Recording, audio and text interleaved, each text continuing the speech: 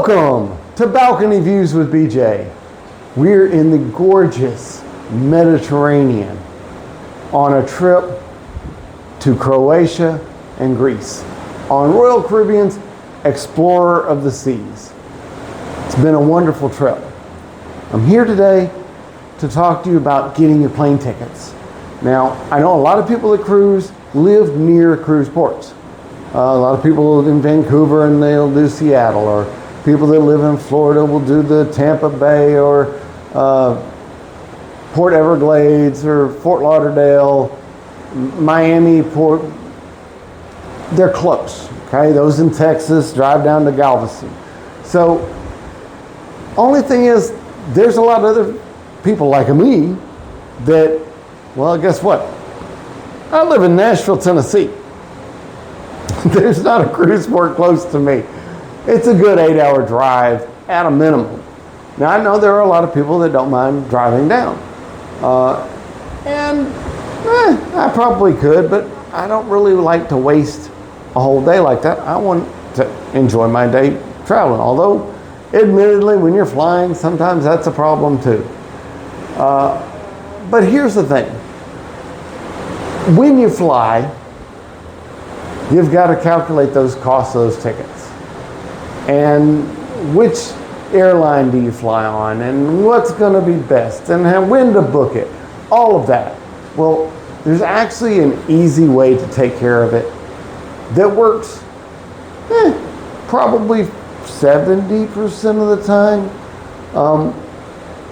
I've been doing it quite a bit here now. I think I'm on my 14th cruise. I think this is my 14th cruise. And what I've found is there is a service that Royal Caribbean provides. Now, this is not necessarily the case for all of the other ships, all the other cruise lines. But I found it to be pretty successful with Royal Caribbean. The thing is, you've got to do your research. You can't just go, oh, okay, I'm going to do that and I'm going to get the best price. That's not necessarily going to happen. And you can't book last minute. You're going to have to do it pretty early, okay? But there's something Royal Caribbean has called Air to Sea, okay? And when I first started looking at it, it didn't make sense. The prices didn't seem to be any better, if any. And a lot of times they were a little more expensive.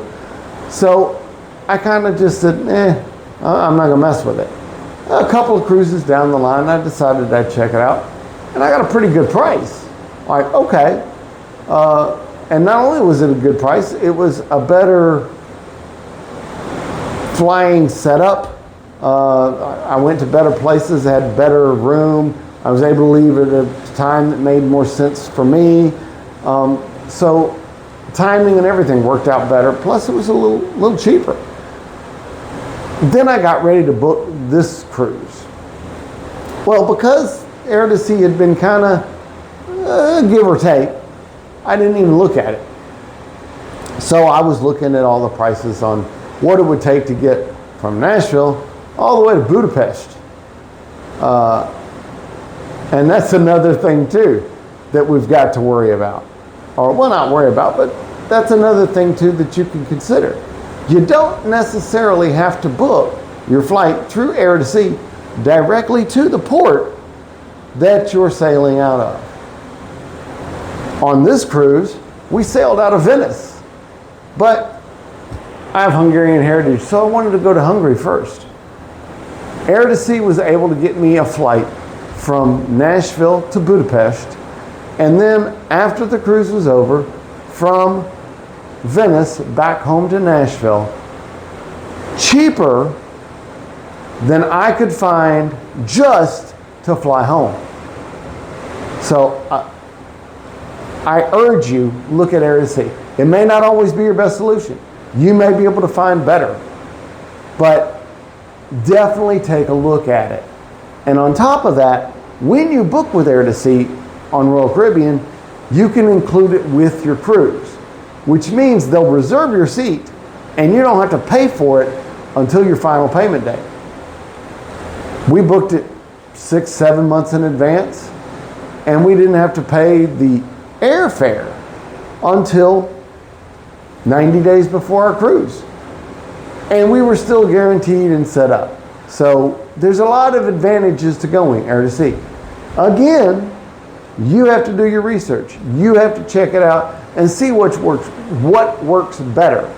But in the end, you may find that air to sea works better for you. It might not. You might be better off going directly with the airline. You might find out you're better off going with one of the sites like Priceline or Expedia or one of the others. I don't know. It just depends, because guess what? Air flights are crazy.